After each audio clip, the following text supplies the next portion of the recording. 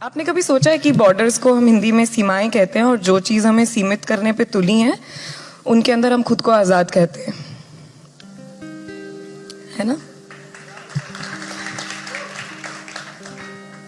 मगर मैं कोई पॉलिटिकल मसला खड़े करने नहीं आई हूं। मेरा सवाल बस इतना सा कि जो ये बॉर्डर्स हैं, जो ये लकीरें हैं, ये किसकी हैं?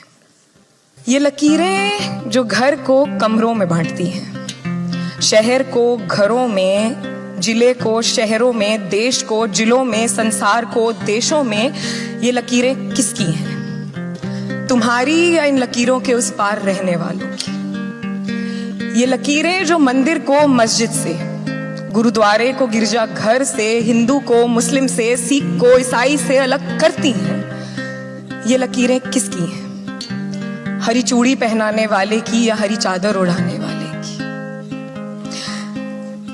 इन लकीरों पर जमी धूल, उसमें लिपटे कुछ कंकड़, उन कंकड़ों में लिपटी कुछ खून की बूंदें और उसी खून की नरमी से उगती घास और उसके ऊपर का थोड़ा सा आसमान किस मुल्क का है?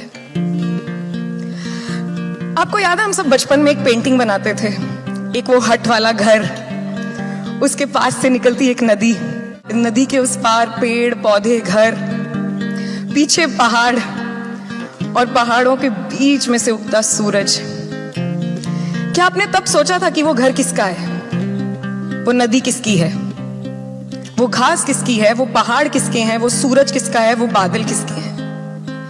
मगर बड़े ही सहज और सटीक तरीके से हम उन्हें लकीरों से बांट देते थे।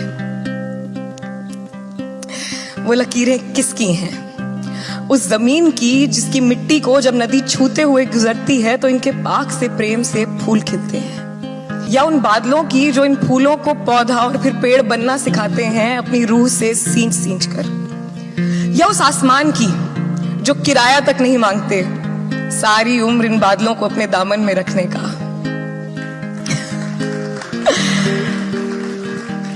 सोचो सोचो, किसी ने कन कन जोड़कर ये लकीरें बनाई, लकीरें जोड़कर टुकड़े और फिर टुकड़े जोड़कर ये दुनिया, तो फिर इस दुनिया को लकीरों के सहारे टुकड़े करने का हक तुम्हें किसने दिया?